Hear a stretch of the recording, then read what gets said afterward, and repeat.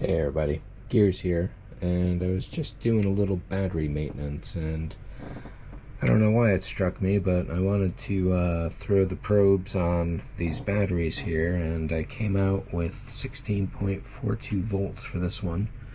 16.45, 3.3, and 2.6. So clearly battery A and C are the superstars here, with battery D definitely showing that D's worth of effort going on.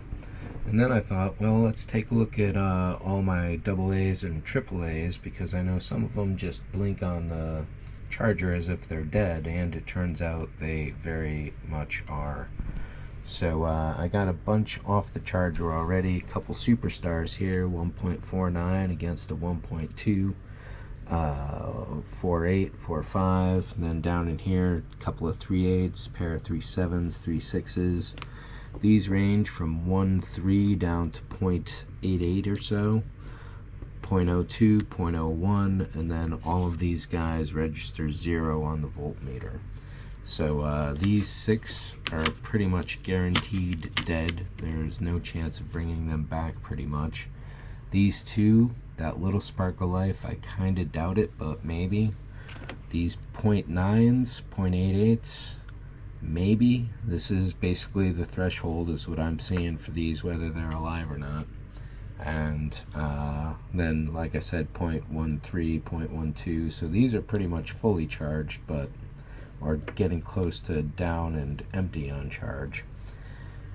Then I thought, well, if I'm writing all this, if I'm measuring all these, I should write it all down, of course. So on each one, there's 1.37, 3.6, and so on. So none of those here have been charged up yet. Like, here's a good superstar, 1.41 on that AAA compared to a 1.38.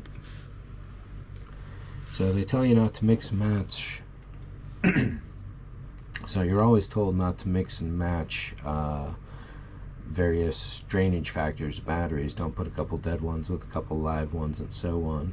And you pretty much want to keep yourself within a volt or two of each other.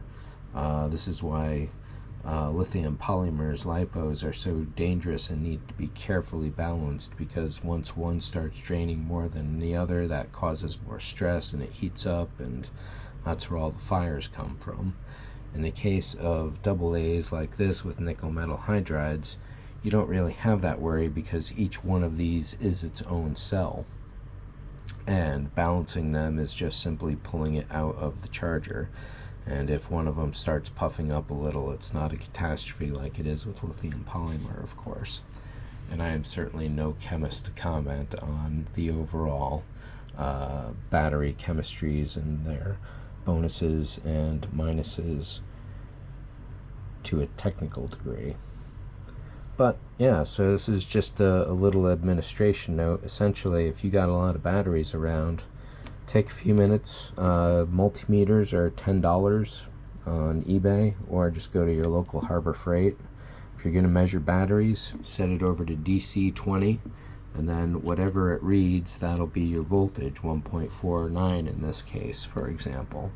You could do other things here, but don't bother if you're just all new to this. That's the only thing you want. You turn it on, set it to DZV20, put the red here and that, and black in that, and you are all set.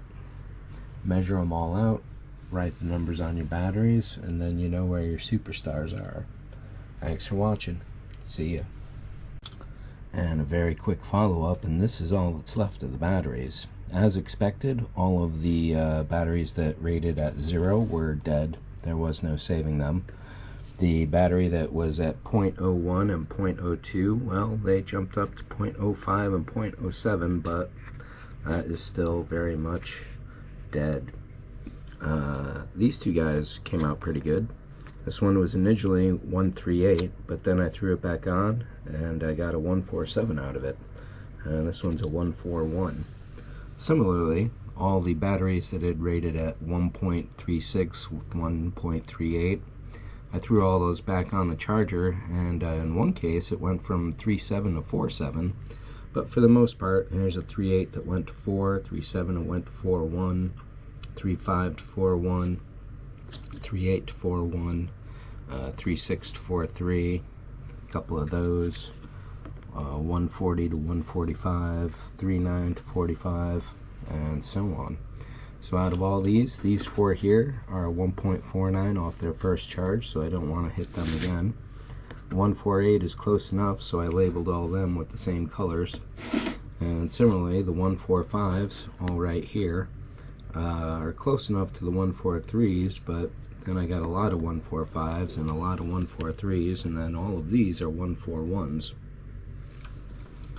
So they worked out pretty well, but yeah, that 10 or so batteries that were dead, that was really a bad situation. I just hadn't charged them in like a year or so, if not more, and they just faded out and faded away. Probably 10, 30, yeah, probably $30 worth of batteries, unfortunately.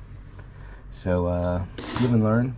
Always, if you got a lot of batteries and you don't use them a lot, or if they sit for a while, charge them at least once or twice a year, definitely. Thanks for watching. See ya.